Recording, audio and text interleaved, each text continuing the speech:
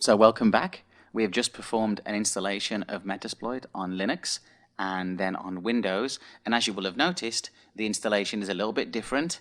Windows was very simple, the executable install and everything is contained, whereas Linux is very much command line.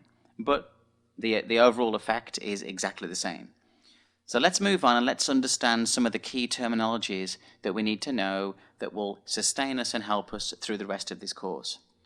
The first one is exploit. An exploit is the mechanism used to attack a system in a particular way that it was never intended to do. And this is key. If you think of the name Metasploit, it's kind of reminiscent of the word exploit. The idea here is an exploit is something in the operating system or the device, something that we can do that will make it vulnerable or do something it shouldn't do. So for example, in Windows, you can do a memory buffer overflow, which means that as we push something into it, it corrupts the memory, and then we can replace that with other things that we want it to do, some malicious code. So understanding what an exploit is, because when we run the commands in Metasploit, the first thing we will do is choose an exploit that we're going to throw at the target machine to try and break into. The second thing is a payload. A payload is a code that is delivered and executed using a framework on a target machine or device.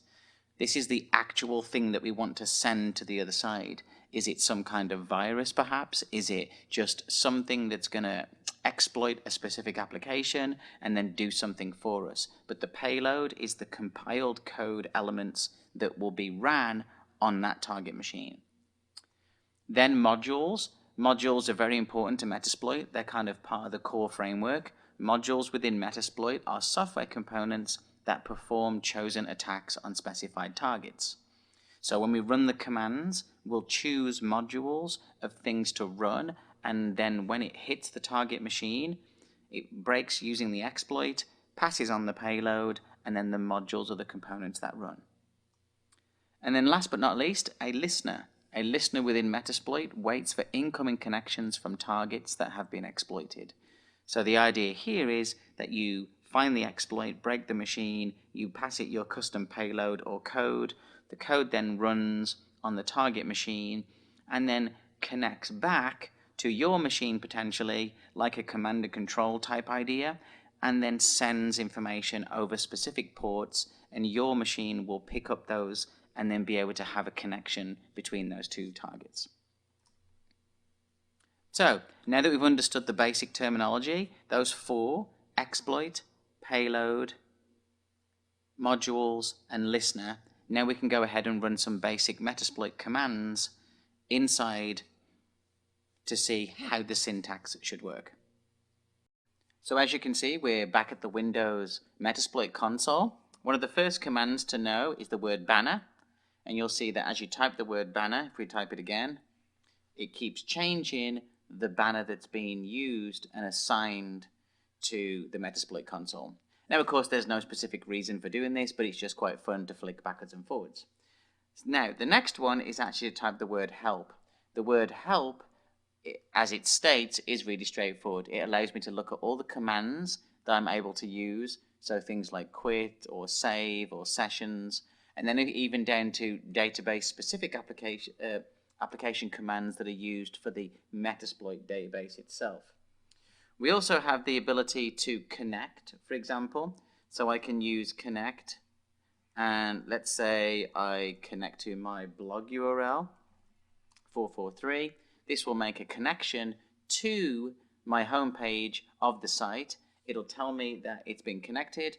And the first thing it does, it'll take a bit of time to come through, but what it should do is go and grab, using a get command, and return the response back of what's come back in the retrieval process. So almost like a wget command does, where it goes and grabs the first page of something and then returns it.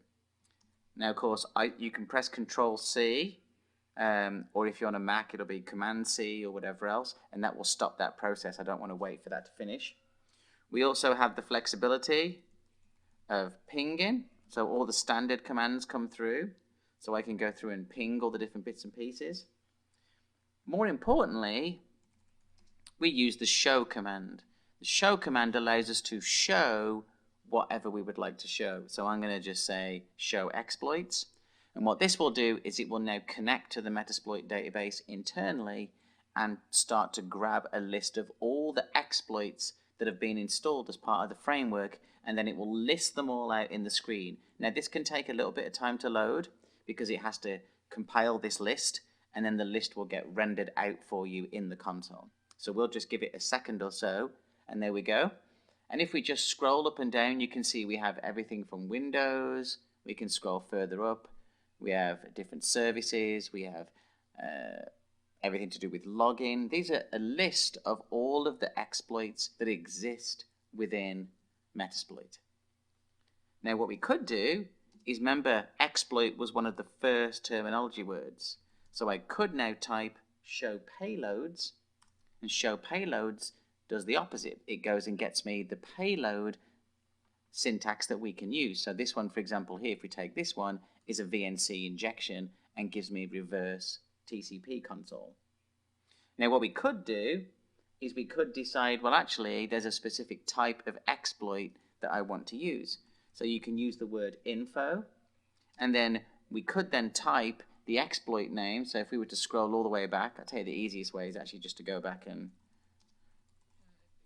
do show exploits. This will bring the list back, then we can pick the last one that's there, and then we can get info on that specific one that's there. We can do the same thing for a payload. So for example, this one here, we can run this one in info here, and we can click this. This will then load the details of that specific payload or exploit. So if we go back to our command here, it'll tell us exactly what it is, what platform, will it give us privileged access, who it was created by, but more importantly, what it will do is it will give us the parameters that need to be specified for usage of the exploit. So for example, our host is the target machine and the port that needs to be used for that one. So you can do exactly the same thing for any of the exploits. So for example, I could type in, let me get this right, I could type exploit, I could then do a Windows specific one, I could do an SMB, and if I do a 081, standard one, same thing appears. The syntax is very specific. You just have to browse through the path of exploit, etc., etc., etc. So now that we've got a list of those exploits available, we obviously need to know how to use those, and that's done using the use command. So I can actually go in and say exploit, the same one we just did, Windows, there we go, SMB, and then I can do the same one, MS08, and I can say use that exploit. Now notice what happens here. When we choose use, we then end up coming into MSF, exploit, and then in red, the actual one we're going to use. Now at this point, we can do show options, and this will give us the same information that we had previously, such as the parameters to use. Or what we can actually do is just type the word back, and the word back will take us directly to the MSF console itself. So we can flick backwards and forwards between various things. Now if I go back and choose use exploit again, then and if I do show options, oops, I can't type show options, there we go. So after typing show options, we're listed the various properties that we can set, the R host, the R port, and the SMB pipe for this specific exploit. However, what we don't have is the ability to set a payload, to be able to say what I would like to do is use this exploit, but then I would also like to use this specific payload instead. So this can be done by navigating kind of the same syntax, but we're going to use set payload, and then we get to type Windows, and I can type Meterpreter, and then I can do reverse TCP shell. Now if I just press enter on that one, and now if I do show options, what we get is we get a set of values for the actual exploit, which is our host and our port, and those are the target ends. So if this was going to be my Windows XP machine, The R host would be the IP address of that, and then the port would be 445. And then my machine, which would be this Windows machine, would then get the values of the L host and the L port. So that would tie the two ends together. So when you're looking at building kind of an exploit attack pattern, the logic is very straightforward. It's define the exploit, define the payload, and then tell it to exploit that machine. Once we'd configured everything, I would then be able to say exploit, and it would go off and start exploiting that machine. So as you can see, some basic syntax. It's really straightforward. It's really built around using the show command, the set command, and the use command, and then utilizing the info command for getting more information.